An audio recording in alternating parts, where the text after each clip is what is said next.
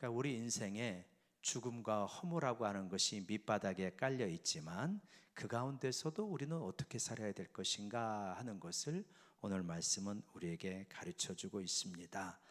오늘 7절부터 10절까지 보기 전에 그 배경이 9장 1절부터 6절까지의 말씀입니다. 전도서 9장 1절부터 6절까지의 말씀을 보면 지혜로운 자나 어리석은 자나 모두가 동일한 운명을 맞이한다라고 하는 전도서의 일관된 가르침이 여기에도 나타납니다. 한번 1절 보실까요? 전도서 9장 1절 보면 이 모든 것을 내가 마음에 두고 모든 것을 살펴보았습니다. 모든 것을 솔로몬이 살펴보니까 의인들이나 지혜자들이나 그들의 행위나 모두 다 하나님의 손 안에 있습니다.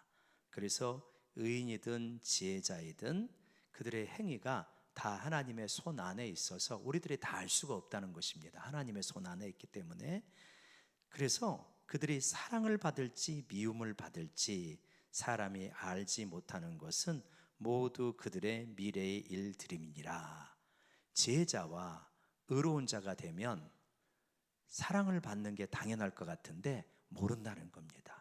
하나님의 손 안에 있는 것이다. 미래의 일은 하나님의 손 안에 있는 것이고 사랑을 받을지 미움을 받을지 모른다. 그러니까 우리는 어떤 생각을 가지고 있냐면 내가 젊은 시절에 이렇게 잘했으면 사랑받는 게 당연해 이렇게 생각을 한다는 거예요. 그런데 그걸 누가 아느냐? 그 역시 하나님의 손 안에 있는 것이다. 그러니까 우리가 하나님 앞에서 늘 배워야 되는 것은 뭐냐? 겸손이다. 하나님 앞에 내가 이 정도 살았으니까 이 정도가 나에게 주어지는 것은 당연해. 인생이라는 것은 참 묘해서 참 이렇게 열심히 살아도 여전히 고단한 인생이 있는가 하면 저 사람 대강 사는 것 같은데 참 평안하다. 그런 인생도 있을 수 있다. 그게 참 인생의 역설이고 우리 피조물이 다 알지 못하는 부분이다. 이런 게 있는 거죠. 그러면서 이제 2절과 3절에 그렇게 말합니다. 모든 사람에게 임하는 모든 것이 일반이래요. 의인과 악인, 선한 자와 깨끗한 자, 깨끗하지 아니한 자, 제사를 드리는 자와 제사를 드리지 아니하는 자에게 일어나는 것이 모두 일반이다. 선인과 죄인, 맹세하는 자, 맹세하기를 무서워하는 자 모두에게 선인이든 죄인이든 착한 사람이든 악한 사람이든 모두에게 동일하게 임하는 그것이 있다라고 하는 것입니다. 그게 뭘까? 자기가 관찰해 보니까 애써서 선하게 살고 그래도 결국은 결과가 똑같더라. 그 얘기를 하는 거죠. 그게 뭡니까? 3절에 보니까 모든 사람의 결국은 일반이라 이것은 해 아래에서 행해지는 모든 일 중에 악한 것이니 곧 인생의 마음에는 악이 가득하여 그들의 평생에 미친 마음을 품고 있다가 후에는 죽은 자들에게 돌아가는 것이다. 그러면 그 선인이든 죄인이든 모두에게 임하는 일반적인 것, 동일한 것이 뭐라는 겁니까, 여러분? 여기서 말하는 게 어떻다는 거예요? 뭐라고 말하죠? 죽음이라는 거예요. 선인이든 악인이든 착한 자든 깨끗하든 깨끗하지 아니한 자든 결국은 다 뭐냐? 죽음으로 결론되어지더라. 근데 이 죽음으로 결론되어지는 것이 뭐냐? 모든 일 중에 악한 것이다. 이렇게 이야기를 합니다. 그럼 왜 그런 것이 왔다고 말합니까? 솔로몬이 보기에 인생의 마음에는 악이 가득하여 선한 것 같지만 의인 것 같지만 그 역시 마음속에 악이 가득하여 악을 미친 마음을 품고 있다가 결국 죽은 자들에게 돌아가더라. 이거는 로마서 3장 23절에 있는 말씀처럼 모든 사람이 죄를 범하였음에 하나님의 영광에 이르지 못하더니 또 6장 23절에 죄의 싹은 사망이요 하나님의 은사는 그리스도 예수 안에서 생명이 영생이다 이렇게 말씀하고 있죠. 그것과 일맥상통하는 것이다. 굉장히 어떻게 보면 허무한 거죠. 허무하게 이야기합니다. 자, 그렇다면 그러면 도대체 뭘 어떻게 해야 된다는 것이냐? 자, 이런 배경 속에서 4절 말씀 같이 읽어볼까요? 시작. 모든 산 자들 중에 들어있는 자에게는 누구나 소망이 있으면 산 개가 죽은 사자보다 낫기 때문이라. 그래도 살아있는 자 중에 소망이 있다는 거예요. 그게 뭐라는 겁니까? 산 개가 죽은 사자보다 낫다. 그러죠? 아무리 용맹스럽더라도 죽은 사자는 어디다 써먹겠습니까? 아주 복술 강아지 그 녀석이 짖기라도 하죠. 그게 더 낫다는 거예요. 그러니까 뭐냐? 산 것이 더 낫다. 산 자들은 죽을 줄은 알지만 죽을 자들은 아무것도 모르는 것이다. 죽을 자들은 끝났지만 살 자들은 뭐가 있다는 것입니까? 기회가 있다. 하나님을 찾을 기회가 있고 회개할 기회가 있고 하나님이 주시는 선물을 누릴 수 있는 기회가 있기 때문에 살아있는 자가 죽은 자보다는 나은 것이다. 죽음이라는 것으로 끝나지만 그 필연적으로 죽음으로 끝나지만 그 끝나기 전까지 우리에게 있는 기회는 소중한 것이다. 이런 이야기를 하고 있는 거죠. 그러면 그렇게 살아있는 동안에 우리가 어떻게 살아야 될 것인가 하는 것이 지금 우리가 읽은 부분입니다. 자, 인생은 피조물이고 피조물은 우리 인생은 우리의 인생의 귀결을 알지 못한다. 인생은 허무로 결국은 죽음으로 끝나게 되지만 그래도 살아있는 동안에는 기회가 있는 것이다. 지금 이야기를 했단 말이에요. 그러면 그 살아있는 기회는 어떻게 살아야 되는 것인가 하는 것입니다. 저는 이 말씀을 묵상하면서 약간 서론적으로 생각해 볼 때 솔로몬이 지금 이 시대를 살았어도 이렇게 말을 할까 이런 질문을 던져봤어요. 그러니까 솔로몬은 지금부터 한 3,000년 전의 사람이잖아요. 그러니까 그 당시는 그래도 지금처럼 세상이 급변하지 않고 경쟁이 지금처럼 치열하지는 않았지만 그렇지만 솔로몬도 왕이 되는 과정을 보면 왕자에 난 비슷한 싸움이 있었잖아요. 그러면서 왕이 되었고 또 주변 여러 나라와 외교 관계를 맺고 또 여러 나라의 공주들과 결혼을 하고 그랬기 때문에 그 역시 복잡하고 힘들게 산 거는 마찬가지다. 이제 그런 가운데서 솔로몬은 이 자기가 세상을 관찰해 보니 이 피조물의 한계와 짧은 인생의 어떤 그 속에서도 우리는 이렇게 사는 것이 복된 삶이다 이렇게 이야기하고 있는데 3,000년 전의 가르침이지만 오늘도 여전히 우리에게 적용되는 가르침이다. 왜냐? 솔로몬은 아무 걱정 없이 산 사람이 아니라 궁중의 암토와 또 이렇게 굉장히 힘겨운 외교 관계들을 감당하면서 살았기 때문에 인생의 어떤 본질이라고 하는 면에서는 크게 차이가 나는 것 같지 않다. 이런 묵상을 하게 되었더라고요. 그래서 7절부터 10절까지 보면 이 솔로몬이 이러한 그 헛됨, 허무함 속에 감추어진 그러한 지혜의 말씀을 하십니다. 그래서 자, 이런 가운데 너는 어떻게 살았냐? 7절, 8절, 9절, 10절에서 4개의 말씀을 주시는데 한번 잘 생각해 보고 우리가 적용해 본다면 헛되고 허무한 삶 속에서도 지혜롭게 사는 그 비밀을 우리가 알 수 있습니다. 7절 말씀 다시 한번 읽어볼까요? 시작. 너는 가서 기쁨으로 내 음식을 먹고 즐거운 마음으로 내 포도주를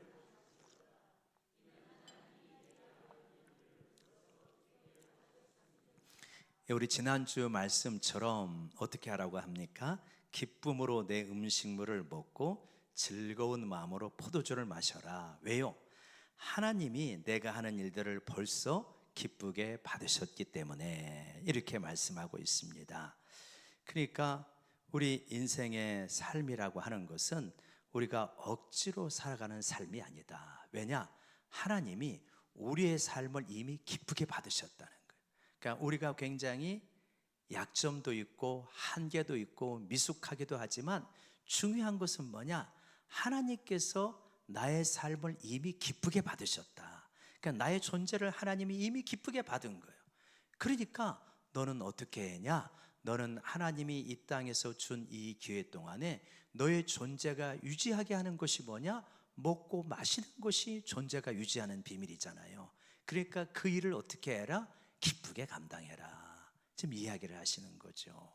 그러니까 부모 앞에서 우리 자녀가 효도하는 길은 뭡니까? 부모님 앞에서 맛있게 먹고 잘 살아가고 행복하게 살아가는 게 효도하는 거 아니겠습니까? 마찬가지라는 거예요. 하나님께서 우리 존재를 기쁘게 받으셨기 때문에 너는 기쁨으로 음식을 먹고 즐거운 마음으로 내 포도주를 마셔라 라고 이렇게 말하는 거죠. 그래서 우리가 삶을 수용하는 것, 그리고 내 자신을 수용하는 것이 굉장히 중요하다라고 하는 것을 말하고 있는 거죠. 그래서 칼빈은 이 구절을 해석하면서 이렇게 요약을 했는데, 하나님께서 우리 일상적인 노동 속에서 기쁨을 허락하셨다면 그것을 멸시하지 말고 감사함으로 받아들여라. 자, 이런 거죠. 칼빈 시대에 1500년대죠. 그때 어떤 사람이 농사를 짓고 있습니다. 근데 농사를 짓고 있는데 농사를 짓는 가운데서 어떤 소득을 얻고 그럴 때 기쁨이 누리게 된단 말이에요. 그러면 그거는 뭐냐?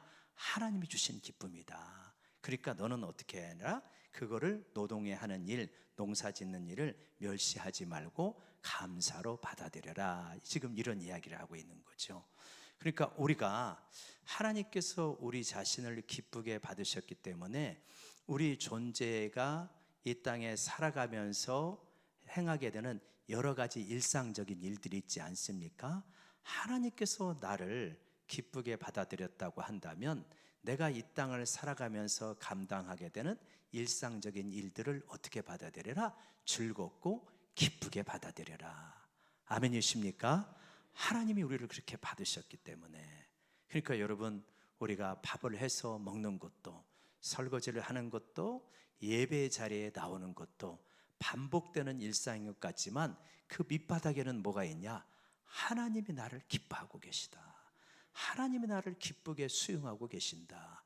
그런데 나는 이 세상의 가치관이라든가 잘못된 생각으로 내 인생은 재미가 없어, 지루해, 반복되는 거야, 뭐 짜릿한 게 없어, 그거는 굉장히 어리석은 것이다. 이렇게 볼 수 있겠죠. 하나님께서 우리 인생을 기쁘게 받아들였다면 7절, 8절, 9절, 10절에 뭐 엄청나게 짜릿한 게 없어요. 굉장히 평범한 일상을 소중하게 여기고 하나님의 선물로 받아들여라, 이런 이야기거든요. 그러니까 여러분, 하나님께서 나를 기쁘게 받으셨구나. 그런데 내가 왜 나를 기쁘게 받지 않겠는가? 그리고 하나님이 나를 기쁘게 받으셨기 때문에 내게 주어지는 작은 평안한 일상들, 먹고 마시는 가장 기본적인 일들을 여러분 기쁘고 즐거운 마음으로 하는 것이 신앙의 표현인 줄로 믿습니다. 그것이 허무한 인생을 살아가는 지혜라는 거예요. 그리고 이제 두 번째 8절에 보면 그런 이야기를 하십니다. 내 의복을 항상 희게 하며 내 머리에 향 기름을 그치지 아니하도록 할지니라. 제가 지금 인생이 굉장히 좋고 행복하기 때문에 이렇게 살라는 게 아닙니다. 굉장히 인생의 밑바닥에 허무가 있어요. 미래를 알지도 못합니다. 죽음으로 다 끝납니다. 그런데 오늘을 어떻게 살아가야 되냐는 거예요. 오늘은 내 의복을 항상 희게 하라라고 하는 것이죠. 뭡니까? 단정하고 깨끗하게 해라. 너의 삶을 어떻게 하라? 단정하고 깨끗하게 해라. 허무함이 짙게 배어있는 인생이니까 대강 정신없이 살자, 그런 게 아니라는 거예요. 단정하고 깨끗하게 해라. 그게 우리가 하나님 앞에서 허무한 이 세상을 살아가는 힘이 된다는 것입니다. 우리는 본능적으로 알아요. 뭘 아냐면 내 옷 매무시나 머리가 정돈이 되어지면 내 삶이 정돈되어진다 하는 것을 우리는 본능적으로 느끼게 되어집니다. 그러지 않습니까? 저도 오늘 이 말씀을 묵상하다가 수요 예배 올라오기 직전에 내 사무실과 책상이 좀 더 단정했으면 좋겠다, 이런 마음이 드는 거예요. 그래가지고 조금 이렇게 정리를 하고 막 그러는데, 그렇게 정리를 하고 그러는 가운데 마음이 훨씬 좀 더 정갈해지는 걸 느껴요. 여러분 많이 그러죠?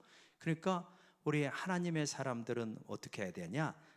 의복을 항상 희게 입어라 라고 하는 것이 꼭 흰옷을 입으라고 하기보다는 단정하고 깨끗하고 정결한 삶을 살아라, 이런 말이죠. 그러면 또 뭐냐? 머리에 향 기름을 이렇게 그치지 아니하게 해라라고 하는 것은 뭡니까? 잔치의 기쁨을 누리고 살아라라고 하는 것입니다. 그러니까 삶 속에 늘 잔치가 있기 때문에 잔치의 기쁨을 누리는 게 아니에요. 굉장히 허무하고 힘들고 어려운 삶이 있어도 밑바닥에는 하나님께서 우리를 받아주시고 영원한 하나님 나라가 있기 때문에 머리에 뭐냐? 향 기름을 그치지 아니하도록 해라라고 이렇게 말씀을 하고 있습니다. 여러분, 때로는 살아가는 게 힘들고 어려운 순간이 있어도 여러분, 우리 인생은 하나님이 주시는 선물이다, 축제다라고 하는 걸 놓지 않으면서 살아갈 수 있기를 원합니다. 한번 이 말씀을 효과적으로 묵상하려면 뒤집어서 묵상해 보면 좋아요. 그럼 어떻게 하냐면, 자, 허무하고 힘든 인생인데 그러니까 어떻게 해라? 그냥 대강 먹고 살아라. 뭘 그렇게 먹는 걸 가지고 신경 쓰냐? 빨리 먹고 그냥 다음 일을 하든지 그냥 대강 먹고 살고 인상 쓰면서 먹고 살아라. 아무거나 먹어라. 그렇게 하면은 얼마나 인생이 힘겨워지겠어요? 그리고 8절도 거꾸로 해보세요. 의복을 단정하게 입으려고 하지 말아라. 머리에 그런 거 바르지 말고 봉도 남발하고 살아가라. 그래도 괜찮다. 얼마나 정신이 없겠습니까? 허무한 인생을 더 허무하게 하는 거예요. 그래서 이걸 한번 7절, 8절, 9절을 반대편으로 이렇게 비추어서 이렇게 묵상을 해보면, 맞아, 그렇게 살면 삶이 진짜 엉망이 되겠구나. 여러분, 그렇게 살아가는 사람 많아요. 너무 왜 옷을 저렇게 입고 다니는지, 왜 저렇게 어수선하게 사는 것인지, 왜 저렇게 늘상 우거지상을 하고 살아가는지. 그러죠? 그게 8절에 반대되는 삶이에요. 아, 그래서 그런 거는 하나님이 기뻐하시는 삶이 아니구나. 허무한 가운데서도 흰 옷을 입고 머리에 향기름이 그치지 않도록 하나님 주신 인생을 하나의 축제로 받아들이면서 선물로 받아들이면서 살아가라. 지금 이야기를 하는 것입니다. 우리 한국 전쟁과 한국 전쟁 직후에 우리 믿음의 선배들이 예배를 드리고 기도를 하고 그러할 때 전쟁의 그 어려운 상황 속에서 다들 힘들고 어렵잖아요. 그런데도 그런 분들이 간혹 있었다고 그래요. 늘 의복을 정결하게 하고 머리를 단정하게 하고, 옛날에 파마자 기름입니까? 뭐 그런 기름 있잖아요. 그거 이렇게 바르고 이렇게 뒤에 이런 거 비녀 같은 거 꽂고 꼭 그렇게 오시는 분들이 있었다. 그래서 아니, 이 전쟁통에 뭔 난리통에 그렇게 흰 옷을 입고 그렇게 하고 와? 이렇게 사람들이 물어보면 하나님 앞에 흰 옷을 입고 정결하게 예배를 드려야죠. 그런 분들이 있었다 그래요. 전쟁통이잖아요. 그러니까 대강 들어도 되는 것 같지만 아니다. 내 몸과 마음을 전쟁통이지만 정갈하게 하면서 하나님 앞에 나아갈 때 하나님께서 그 예배를 받아주시고 하나님께서 그 기도를 받아주신다. 여러분, 우리 영광교회 성도님들, 하나님을 사랑하기 때문에 의복을 항상 희게 하고 머리에 향기름이 그치지 않는 역사가 있기를 원합니다. 그때 하나님이 그걸 기쁘게 받으실 거예요. 그게 우리 인생을 복되게 사는 길이라고 말합니다. 9절입니다. 9절은 뭐라고 그러냐면 내 헛된 평생의 모든 날입니다. 그죠? 허무가 짙게 깔려 있어요. 내 헛된 평생의 모든 날, 곧 하나님이 해 아래에서 내게 주신 모든 헛된 날에 어떻게 살아라? 내가 사랑하는 아내와 함께 즐겁게 살지어다. 그것이 내가 평생의 해 아래에서 수고하고 얻은 내 몫이니라. 이것도 뒤집어 보세요. 어떻게 살면 엉터리로 사는 거냐? 자, 허무한 인생이니까 너의 사랑하는 아내와 가족과 함께 그냥 싸우면서 서로 무시하고 미워하면서 그냥 살아라. 그게 인생을 망치는 길이다. 지금 이렇게 말할 수 있는 거예요. 허무한 날에 하나님이 우리에게 주신 수고하고 애쓰며 살아가는 우리에게 주신 하나님의 보상이 뭐래요? 네 사랑하는 아내와 함께 즐겁게 살아라. 그게 하나님이 주시는 몫이다, 선물이다. 참 하나님이 우리 인생에 어떠한 복을 주시는가 하는 것이 선명하게 드러나 있습니다. 엄청난 일을 하지 말라는 거예요. 지금 우리에게 주어져 있는 일상의 작은 일들, 어떻게 보면 소시민적인 행복이 하나님께서 우리에게 주신 행복이다. 솔로몬은 소시민이기 때문에 이런 이야기를 하는 게 아니라 왕이었습니다. 그리고 그 당시 가장 지혜로운 사람이었습니다. 가장 부유한 사람이었고요. 근데 솔로몬이 보니까 많은 지혜와 많은 부 별거 없더라. 하나님이 일상에 주신 그 먹고 마시는 일, 그리고 자신을 단정하게 하는 일, 사랑하는 가족들과 함께 행복하게 사는 것, 그것이 하나님이 우리에게 주신 행복이다. 허무한 인생 가운데 낙심하지 않고 살아가는 비밀이다. 이런 이야기를 하시죠. 어떻게 보면 굉장히 소박하지만 인생의 진실이 여기에 담겨져 있다라고 하는 것이죠. 여러분, 이 비슷한 말씀이 한번 잠언 5장에 있는데 좀 몇 장 앞으로 넘겨보시면 잠언 5장 말씀 보실까요? 잠언 5장 18절과 19절, 915페이지입니다. 잠언 5장 18절과 19절 보면 이렇게 말하고 있습니다. 내 샘으로 복되게 하라. 내가 젊어서 취한 아내를 즐거워하라. 그는 사랑스러운 암사슴 같고 아름다운 암노루 같으니 너는 그의 품을 항상 족하게 여기며 그의 사랑을 항상 연모하라. 이렇게 말씀을 하고 있습니다. 둘 다 결혼과 사랑의 기쁨을 이야기하는데 잠언의 말씀은 항상 그의 사랑을 연모하라 이렇게 말씀하고 있는 거죠. 이것이 꼭 부부간의 이야기만을 말하는 것 같지는 않습니다. 1차적으로는 부부간의 이야기지만 좀 더 확대한다면 가족의 사랑을 의미하는 것이고, 예수님께 와서는 누가 내 어머니며 누가 내 형제냐라고 반문을 하시면서 아버지의 뜻대로 행하는 자가 내 어머니요 내 형제라고 말씀을 하고 있지 않습니까? 그러니까 뭡니까? 이 허무한 인생 속에서 우리가 어떻게 지혜롭게 이 땅을 잘 살아갈 수 있느냐? 우리 곁에 있는 가족들과 믿음의 형제 자매들을 정말 진실로 사랑하며 살아가게 될 때 허무한 인생에 굴복하지 않고 살아가는 길이다라고 하는 말씀을 하고 있는 거죠. 여러분, 이것을 누리면서 살아갈 수 있기를 원합니다. 우리 인생의 많은 비극과 고민은 관계에서 오게 되어집니다. 그렇죠? 미워하고 오해하고 상처받고 원망하고, 그럴 때 인생에 많은 고민과 비극이 있는 거잖아요. 근데 우리 하나님의 사람들은 그러한 것이 아니다. 하나님이 주신 축복도 관계에 있는 것이다. 그래서 사랑하고 또 즐거워하고 연모하고 이제 그러는 것이 우리 인생의 행복이다라고 하는 것이죠. 마지막으로 10절에 그렇게 말합니다. 내 손이 이를 얻은 대로 힘을 다하여 해라. 내가 장차 들어갈 스올은 음부를 말합니다. 죽음의 세계를 말합니다. 스올에는 일도 없고 계획도 없고 지식도 없고 지혜도 없다. 그러니까 어떻게 해야 되냐? 오늘 여기에게서 주어진, 너에게 주어지는 어떤 일들이 있다. 그 일들을 어떻게 하냐? 힘을 다하여 해라. 그것이 하나님께서 우리에게 주신 복된 삶이다 라고 이렇게 말하는 거죠. 무덤에는 일도 없고 계획도 없고 그러잖아요. 이거는 굉장히 냉정한 말이긴 하지만 또 명료한 현실 인식이기도 합니다. 우리의 삶이라고 하는 것은 유한한 것이다. 봉사도 유한한 것이고, 또 이제 예배 드리는 것도 우리 권사님들을 보니까 90이 넘어가시면 예배를 또 못 드리시는 경우들이 어쩔 수 없이 생기더라고요. 그래서 모든 것은 때가 있구나.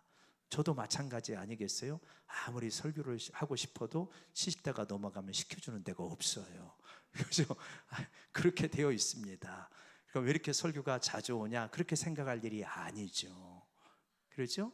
예배도 마찬가지다. 왜 예배를 맨날 수요일날 금요일날 이렇게 맨날 드려야 되냐? 언젠가 예배 못 드릴 날도 오는구나. 너희가 살아있을 때, 일할 수 있을 때 어떻게 하냐? 힘껏 해라. 봉사할 수 있을 때 힘껏 해라. 사랑할 수 있을 때 힘껏 해라. 네가 가지고 있는 물질로 누군가를 섬길 수 있는 때도 제한돼 있다. 그럴 때 힘껏 해라. 음부에 가면 못할 때가 오게 되어진다라고 하는 거죠. 오직 현재의 순간만이 하나님께서 내게 직접 내어주신 유일한 시간이잖아요. 과거는 기억에 불과합니다. 미래라고 하는 것은 기대죠. 실제로 우리가 행동할 수 있는 것은 지금 우리가 붙들고 있는 현재의 이 시간뿐이다라고 하는 것이죠. 그래서 이런 말이 있더만요, 확실한 근거는 없다고 하는데요, 메투스라는 사람이 이를 이야기했다고 하는데 찾아보니까 확실하지는 않는데 이런 말이, 유명한 말이 있습니다. 누군가 해야 될 일이라면 내가 하고, 언젠가 해야 될 일이라면 지금 하고, 어차피 해야 될 일이라면 최선을 다하자, 이런 말이 있죠. 그래서 우리가 언젠가는 내가 꼭 해야 될 일이라면 지금 하는 거, 누군가가 해야 될 귀찮은 일이라고 한다면 내가 하고, 어차피 해야 될 일이라고 한다면 최선을 다하게 되어질 때, 그때 하나님께서 우리 인생에 웃음과 기쁨과 만족을 주시게 되겠죠. 전도서는 죽음의 어두운 현실을 외면하지 않습니다. 그걸 그냥 응시를 해요. 인생의 허무함을 눈 감지 않아요. 직면을 합니다. 그런 가운데서 어떻게 허무함 가운데서도, 헛됨 가운데서도 잘 살아갈 것이냐, 굉장히 상식적이고 일반적인 말씀을 하는데, 허무한 인생, 죽음을 응시하는 오늘과 같은 밤에는 더욱 우리에게 다가오는 거예요. 우리도 언젠가 우리 집사님처럼 먼 훗날에 내가 떠날 날이 있겠지라고 생각했지만 그게 오늘이 될 수도 있는 게 우리 인생이라는 거예요. 그렇다고 한다면 먼 훗날이 아니라 그게 오늘이 될 수도 있고 내일이 될 수 있다면 오늘은 어떻게 살아야 되는 건데, 돈을 많이 벌어야 되는 겁니까? 그날이 오늘일 수 있다면 아니잖아요. 그러면 어떻게 살아야 되는 거냐? 떠나는 날이 오늘일 수도 있다고 하는 것을 이렇게 피부로 느끼는 이런 밤에 어떻게 살라고 말씀하시냐? 그렇게 말씀하시는 거예요. 기쁨으로 내 음식을 먹고 즐거운 마음으로 내 포도주를 마셔라. 하나님이 너를 이미 기쁘게 받았다. 너 너무 그렇게 심각해지지 말아라. 하나님이 너를 이미 기쁘게 받았어. 하나님이 내 인생을 이미 기쁘게 받아들인 거거든. 그러니까 너는 이 땅을 살 때 먹고 마시는 일을 감사하면서 즐겁게 해라. 또 의복을 항상 희게 하고 단정하고 머리에 향기름을 그치지 않을 정도로 인생을 소중하게 감사의 축제로 누리면서 살아라. 그리고 네가 사랑하는 아내, 배우자, 가족, 믿음의 형제, 자매들 서로 사랑하며 소중히 여기며 살아라. 사랑할 날 그렇게 많지 않다. 너에게 주어져 있는 일, 봉사, 무엇이든 간에 다 힘을 다해서 해라. 그것을 못할 날이 온다. 그것이 네가 이 땅을 살아가는 지혜다라고 이렇게 말씀을 하십니다. 3000년 전의 솔로몬의 지혜이지만 오늘 우리에게도 울림이 있는 지혜라고 믿습니다. 특별히 하나님이 우리를 언제 부르실지 모르는 이러한 인생 속에서 하나님, 우리는 오늘을 잘 살아가기를 원합니다.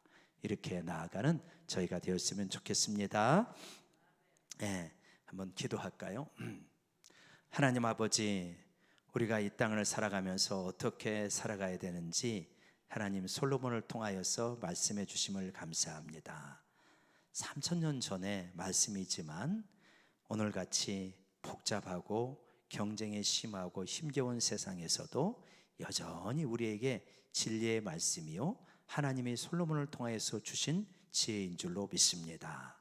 하나님, 우리 인생을 정말 그렇게 슬프고 낙심하며 또 어수선하고 정신없이 살아가고 미워하면서 내게 주어진 일은 적당히 하는 그러한 삶은 오히려 우리의 허무한 삶을 더 비극적으로 만든다고 가르쳐 주시는데, 하나님, 오늘 말씀을 통하여서 참된 지혜의 삶, 풍성한 삶을 알게 하여 주시고 그 삶대로 살아갈 수 있도록 도와주시옵소서. 그래서 내 인생이 하나님 앞에 떠나는 날 하나님 앞에서 참 감사한 인생이었습니다라고 고백할 수 있는 우리 모두가 되게 하여 주시옵소서. 예수님의 이름으로 기도드리옵나이다. 아멘.